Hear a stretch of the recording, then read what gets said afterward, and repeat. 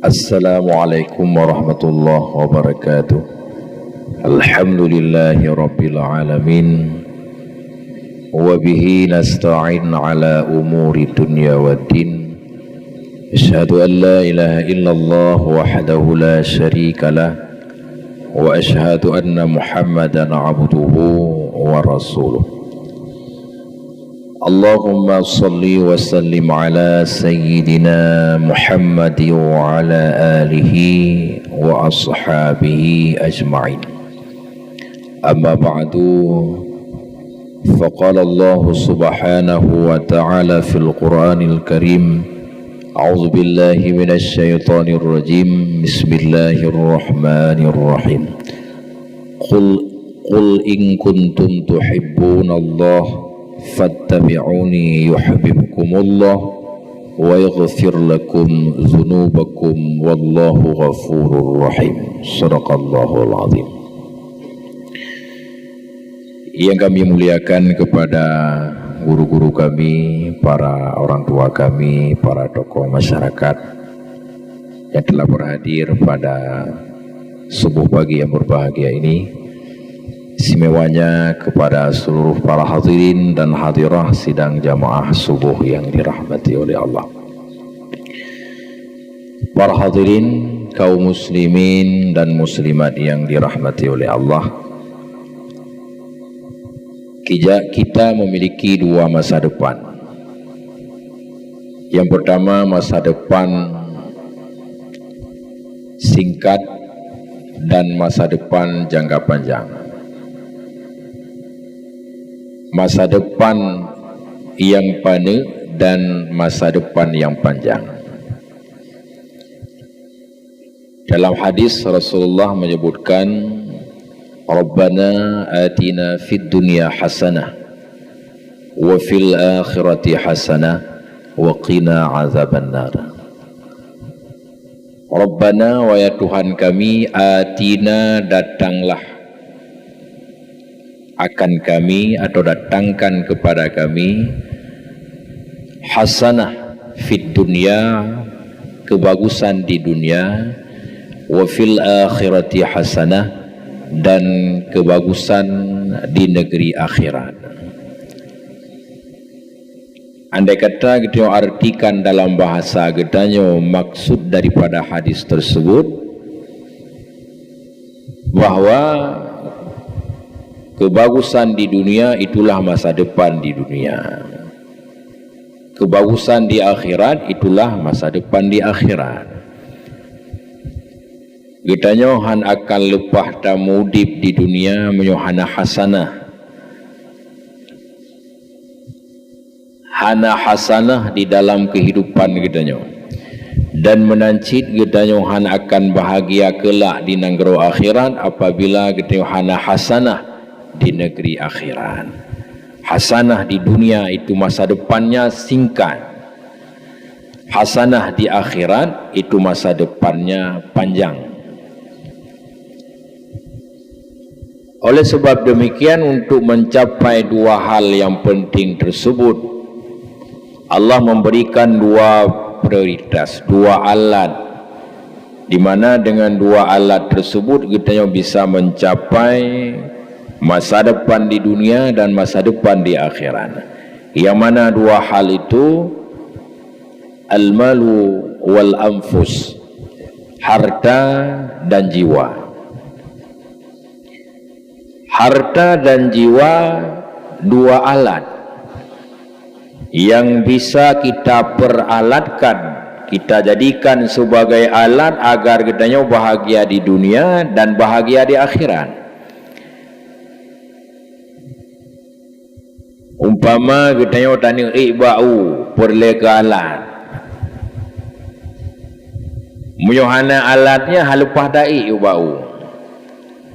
Dikala bau haji da'i, maka kuah berlemak han mungkin terwujud kuah lemaknya menyohana bau, kecuali pada preherut, ada preherut kake pajan yang na bau tena lemak kuah.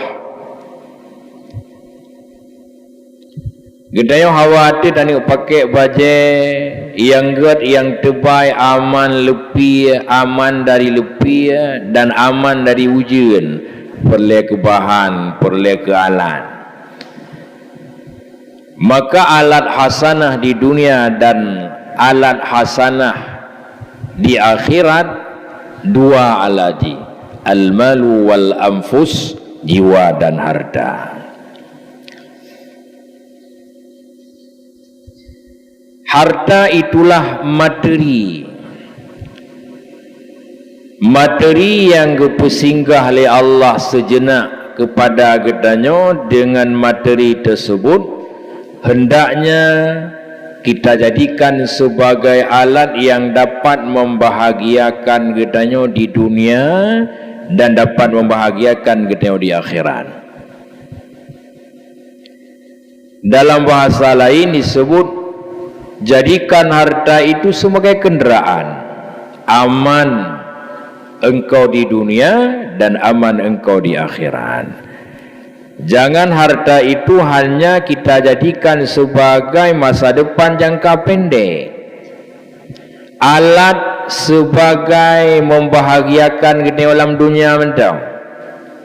Tapi untuk negeri akhirat kita tidak melihat. Hana tatrawang, hana takalen, peng terturibe. Peng terturibenyo kibancara bermanfaat untuk di dunia dan bermanfaat untuk akhirat. Masa depan untuk di dunia dan masa depan untuk akhirat.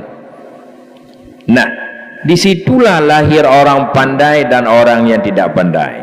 Orang yang cerdas, orang yang hana cerdas, deh bapeng terturibe kibancara kegunakan. Salah dia menggunakan, maka uangnya 100.000 itu sifatnya hanya duniawi saja. Tapi orang yang cerdas, uang 100.000 bisa dia jadikan masa depan di dunia dan masa depan di akhirat. Uang dia gunakan, uang dia pakai, tapi manfaatnya mengalir kepada dua jalan. Satu di dunia, satu di akhirat. Materi wal mal, hana harta, susah kita dapatkan kebagusan di dunia dan susah kita dapatkan kebagusan di akhirat. Wal anfus, jiwa gedanyo, jiwa gedanyo yang na semangat, jiwa gedanyo yang na kuah potensi, jiwa gedanyo yang hudip. Jiwa itu kita jadikan sebagai alat untuk membahagiakan kita di dunia dan membahagiakan kita di akhirat. Maka jiwa itulah yang al-mudarrik, selalu mengidrak, memikirkan perihal-perihal yang menyangkut dengan kebahagiaan di dunia dan kebahagiaan di akhirat. Jiwa itulah yang selalu berusaha, al-iktisab, al-ijtihad, berusaha, wal-ijtihad dan bersungguh-sungguh, wal-ikhtiar, jiwa itulah yang selalu berikhtiar. Allah telah mengatur rezeki kita, Allah telah mengatur kesehatan gedanyo, Allah telah mengatur maut gedanyo, Allah telah gatu jodoh gedanyo. Garis-garis besar kehidupan manusia Allah kali gatu. Data garis-garis besar kehidupan manusia, rezeki, putemon, maut, untung baik dan untung jahat, Allah kali gatu. Yang hana patatulah oleh kita manusia dalam keadaan apapun, kita harus tawakal, harus terima terhadap qada dan qadarnya, harus tasikapi dengan tawakal. Maka manusia yang cerdas, hamba yang cerdas, di setiap masalah yang dia hadapi selalu dia sikapi dengan tawakal. Tawakal adalah solusi, jalan keluar terakhir bagi orang mukmin. Bukan mengalah, Tapi itulah yang disebut dengan iman, tawakal. Allah gatur rezeki kelon sedikit, ya tawakal. Allah memberikan rezeki yang banyak kepada katanya le gejok oleh Allah, ya tawakal. Tak nak lawan hal lepas lawan Allah. Allah yang atur mati, hanapat lawan. Tak nak lawan malaikat maut watet terus buat ke katanya nyo cina tarik nyawang lontak ni. Hal lepas. Tak lawan. Sungguh banyak orang sanggup melawan musibah di kala mereka dihadapi dengan keadaan musibah, dihantam oleh musibah, bak jalan. Wate kena mupok, mungkin talawan bek mupok. Itulah yang disebut dengan qada dan qadar. Tidak sanggup kita lawan.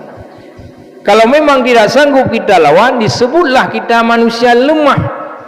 Manusia itu lemah, dhaif. Dia butuh kepada Allah, dia berhajat kepada Allah. Maka dikala kita nyata meratib la ilaha illallah, la ilaha illallah, tiada Tuhan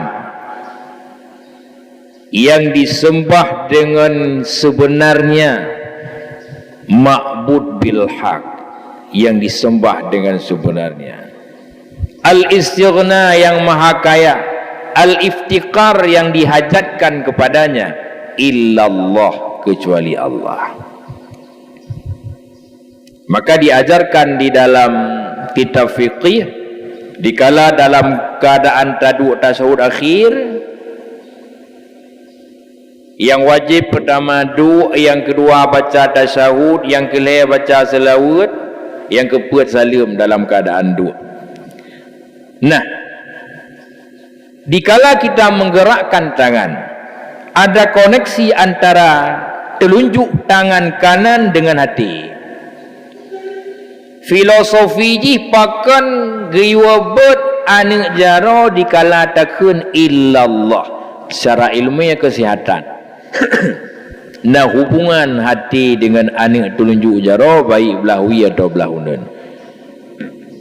Asyhadu an la ilaha illallah wa tadakun illallah giyobot ani jaro. Hati mengatakan Allah satu,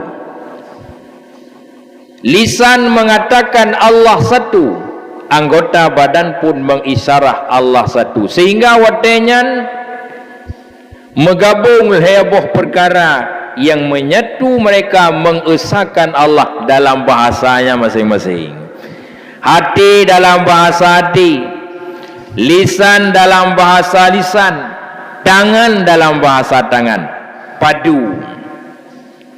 Tidak akan disebut kita hamba apabila tidak ada perpaduan implementasi sesuainya ucapan dengan pekerjaan. Maka disebut dengan iman, pengakuan dengan hati, implementasi dengan anggota badan.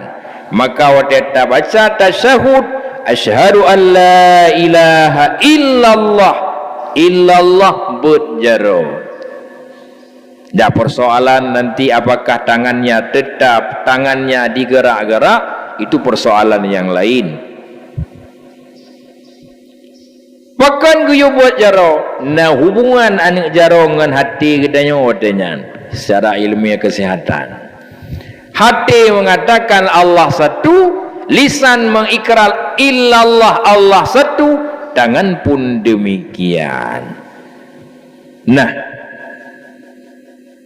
momen bulan Sya'ban yang kita harapkan, di mana 3 bulan yang istimewa.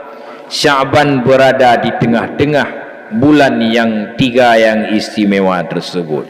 Pertama diawali oleh Rajab, yang kedua datang Sya'ban, yang ketiga berhujung dengan Ramadan. Sya'ban itu bulan Allah. Rajab karena Rajab itu adalah bulannya Allah. Sya'ban bulannya Rasulullah. Ramadan bulannya getanya umat Nabi Muhammad. Nah, apa saja keistimewaan yang terdapat di dalam bulan Ramadan, di bulan Sya'ban, dan apa saja ganjaran bagi kita umat Muhammad tidak mendapat keistimewaan yang menyangkut tentang bulan Sya'ban. Dalam satu hadis Rasulullah sallallahu alaihi wasallam menyebutkan, innallaha yattali'a fi sya'bana wa yaghfiru li jami'i dzunubi ibad illa al-masyahin wal musyrik. Innallaha yattali'a fi sya'ban. Allah memerhatikan umat Muhammad, hambanya pada bulan Sya'ban. Fayaghfiru li jami'i ibadi, maka Allah mengampun bagi sekalian dosa-dosa hambanya, illa hasanin wa musyrikin. Siapa yang tidak diampunkan dosanya oleh Allah? Pertama, orang yang suka mengadu domba. Yang kedua, orang yang musyrik. Allah hanya dipampun orang yang mengadu domba. Domba diadu, orang diadu, berita diadu, persoalan diadu, kejadian dipersoalkan, bukan malah dicari jalan keluar.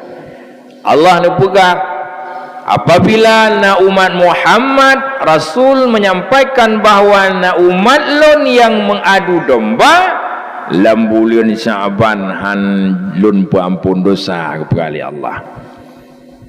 Sya'ban bulan yang mulia, Sya'ban bulan Rasulullah, tapi na umat Muhammad yang mengadu domba, maka Allah tidak akan mengampunkan dosanya. Hanya kepampul ya Allah dosa orang yang mengadu domba. Yang kedua, orang yang musyrik. Nah, orang yang mensekutukan Allah. Agama secara garis besar na dua. Na agama yang mengesahkan Allah, na agama yang tidak mengesahkan Allah. Artinya dia bertauhid. Yang kedua, memang sama sekali dia tidak bertuhan. Terjadi musyrik itu kenapa? Terjadi musyrik di samping mentuhankan Tuhan Allah, wasyirkah, melakukan persekutuan. Tamita sekutu lain, tamita Tuhan lain selain Allah, di samping tak semua Allah.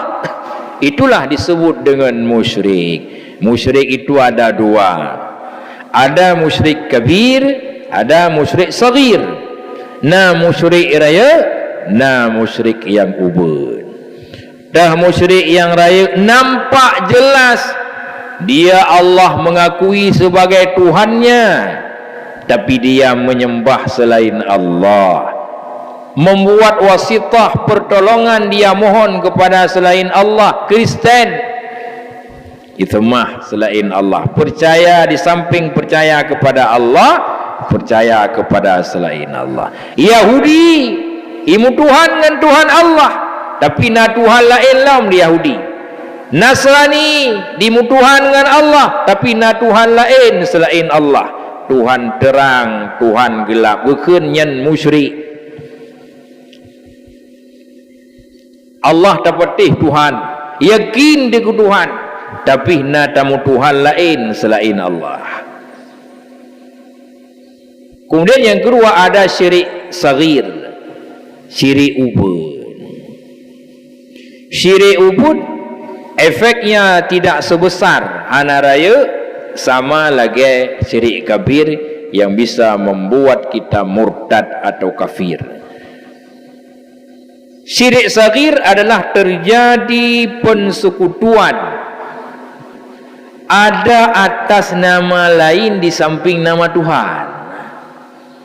Ada nama kecil lain, nama Tuhan dibesarkan, tapi ada nama lain yang kecil. Pada datang ibadat katanya memang karena Allah. Salli fardadh dhuhri arba'a raka'atin mustaqbilal qiblati lillahi ta'ala, karena Allah. Tapi di samping nama besar Allah itu ada nama kecil yang lain. Hinan nanan mak tuan katanya BO, nanan ayah tuan, nanan pak kecil, nanan tungku imam, nanan tungku pulin, tungku bulan. Artinya apa? Biar dilihat oleh ibu mertua saya ini memang cocok sebagai menantunya. Buddha kekalan le ayah tuan memang lunyo menente yang betul, cocok pahwa rumahnya hantalah. Itu syirik kecil. Semayanglah kita baca ayat raya-raya umpamanya. Kemudian ada karena yang lain, karena tokoh pulan, karena si pulin, karena si pulan. Nah, bagaimana itu? Itu disebut dengan syirik kecil. Maka dalam hal kita melakukan ibadah, jangan ada syirik. Karena sesungguhnya kekuatan hati katanya ada 3 peringkat. Hati katanya didominasi oleh 3 kelas, yang oleh ulama tasawuf mengkategorikan beberapa kelas itu. Yang pertama yang dengan nafsu amarah. Hati katanya bernafsu dengan nafsu amarah. Yang kedua disebut dengan nafsu lawamah. Yang ketiga disebut dengan nafsul mutmainnah. Nafsu amarah adalah nafsu yang selalu mengajak kita sampai pakat kitanya, diarahkan kitanya, dirangkul kitanya untuk jalan keburukan, kemaksiatan. Apa itu nafsu? Nafsu adalah kekuatan. Kekuatan yang dalam diri kitanya yang mengajak katanya melakukan kesalahan dan ikut kepada syahwat yang salah. Mandung dalam diri katanya umat Muhammad nafsunya, potensi melakukan kesalahan, kekuatan melakukan kejahatan dan ikut syahwat mandung katanya hana kecuali. Nah, yang pertama disebut dengan amarah. Amarah diperintah. Nafsunya hanya saja memikirkan melakukan kejahatan, maka itulah nafsu yang paling jelek, nafsu yang paling rendah martabatnya. Yang kedua, nafsul lawamah. Nafsu lawamah adalah nafsu yang selalu gemar berkeinginan melakukan amal yang baik, dan dia mencela apabila manusia melakukan kesalahan. Nafsu lawamah nafsu yang terarah kepada jalan yang galak ibadah, galak bersedekah, gemar melakukan kebaikan. Itu dorongan nafsul mutmainnah. Dan apabila manusia melakukan kesalahan, nafsu lawamah selalu dicela, pakan nepubut salah, pakan nepubut atas hanagat, pakan ditinggalkan perintah Allah. Itulah nafsu mutmainnah. Namun dalam nafsul mutmainnah itu benih-benih nafsu amarah. Yang kedua nafsu lawamah, yang ketiga nafsul mutmainnah, nafsu yang tenang. Tidak ada ria, tidak ada takabur, tidak ada ujub. Itulah nafsul mutmainnah. Nah, dalam diri kita terdapat syirik yang kecil itu manusiawi. Artinya syirik dalam tubuh gedanya dalam tak ibadah yang manusiawi. pakaian manusiawi karena memang yang pakaian manusia. Ya betul manusiawi, tapi yang namanya kesalahan tidak boleh dijadikan sebagai pakaian. Kita harus nak upaya, harus mencari cara agar ibadah kedanyo yang betul-betul ikhlas karena Allah. Maka Allah menyebutkan faman kana yarju liqa'a rabbih falyamal 'amalan shalihan wa la yusyrik bi'ibadati rabbih ahada. Na perle merumpak dengan Allah katanya mandung katanya perle merumpak dengan Allah. Hana musidra katanya yang hana perle merumpak dengan Allah. Apabila na dalam diri katanya menganggap bahawa merumpak dengan Allah hana penting, yang salah. Salah tujuan udip. Salah tujuan udip katanya na karena dua. Pertama na karena hana pengetahuan tentang agama. Yang kedua memang tidak beragama. Mandung cita-cita mulia umat Muhammad urang Islam, cita-cita mulia merupakan Allah. Hana lain. Pekan kita ingin merupakan Allah. Jawabannya karena semua yang kita lakukan karena Allah. Mungkin hantati merupakan Allah. Mungkin kita hana bercita-cita merupakan Allah yang padahal selama di dunia tak lakukan amalan menung karena Allah. Semayang karena Allah, puasa karena Allah, zakat karena Allah, mandum amalan yang tak pupur karena Allah, maka tentu dalam hati kita ingin merumpuk dengan Allah yang selalu amalan terbaik kita persembahkan kepada Allah. Ya, kita semua ingin berjumpa dengan Allah. Di mana Allah itu? Tidak ada satu orang pun yang dapat mengetahui. Di mana Allah tidak berkaifiah, tidak bertempat, hana tempat Allah. Namun ada satu pintu yang mulia yang umat Muhammad bisa bertemu dengan Allah, bermakna bukanlah Allah di tempat tersebut, yaitu yang disebut dengan syurga. Perlu merumpuk dengan Allah, bertamang dalam syurga. Nah, bagaimana caranya agar kita yang bisa bertamang dalam syurga?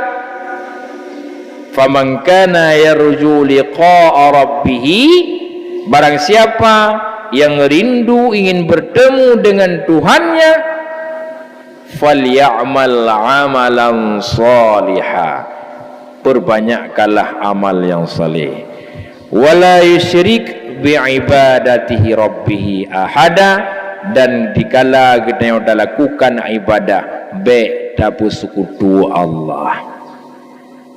Jelas nyata bahawa tatamang syurga kita yang dengan amalan, tatamang syurga kita yang dengan sembahyang, tamang syurga kita yang dengan baca Quran, i'tikaf dalam masjid, tamang Quran kita yang karena kele jemaat ta'bud, tamang syurga kita yang karena le bersedekah, tapi tamang syurga kita yang semata-mata karena rahmat Allah. Rahmat Allah itu ada sebabnya. Sebab bisa jadi karena sembahyang, sebab bisa jadi karena puasa, sebab bisa jadi karena i'tikaf, sebab karena bisa dengan memperbanyak baca Quran dan lain-lain. Artinya secara hakikat kita datang syurga itu karena rahmat Allah. Rahmat Allah itu punya sebab dengan berbagai macam sebab yang hana terkonsep oleh manusia, hana terbuat oleh manusia. Tapi kalau kita tamang syurga kita hebat karena lu semayangkan, golom tentunya bisa jadi tamang syurga kita dengan sebab tajuk ia beuk kasih yang tengah gerah, dengan sebab tajuk ia ke binatang yang hina, dengan sebab berbaik sangka kepada orang kafir, bahkan karena kurang kafirnya nadab kan orang Islam mentang nadab. Agama Islam mengatur adab itu sampai kepada orang non muslim. ngan urang kafir begat prasangka, ngan Cina pi hagus gat prasangka. Bisa jadi dengan berat gat prasangka kita ku urang Cina ramah dengan urang kafir yang na di sekitar tempat kita tinggal, ngan nyan Allah geju tiket tamu surga kepada kita. Hadirin dan hadirah sidang jamaah subuh yang dirahmati oleh Allah, maka demikian kiranya yang dapat kami sampaikan. Mudah-mudahan nasihat singkat pada subuh pagi yang berbahagia ini hendaknya menjadi renungan, peringatan khususnya bagi pribadi kami dan umumnya kepada seluruh para hadirin dan hadirah sidang jamaah subuh yang dirahmati oleh Allah. Kemudian kami mengingatkan kepada para jamaah yang kadruh pada subuh pagi yang berbahagianya, malam Selasanya kitanya kita lakukan rangkaian ibadah menyambut nisfu Syaban. Jadi malam Selasa, malam Muklam Sabtu, malam Tengah Minggu, Senin, Selasa. Nah, maka harapan kita umat Bandung nisfu Syaban yang disebut dengan Bara'ah. Kita tak ramai masjid kitanya dengan tak ikut kegiatan ibadah. Mudah-mudahan momen bulan Syaban, nisfu Syaban tidak terlewatkan begitu saja. Maka mari sama-sama kita pegah-pegah bak keluarga, bak anak, bak lakau, menancit, bak perumah untuk beramai-ramai kita bak masjid bak malam Selasa uke terusnya. Kiranya demikian yang dapat kami sampaikan. Mohon maaf atas segala kekurangan. Usikum binafsi bitaqwallah. Assalamualaikum warahmatullahi wabarakatuh.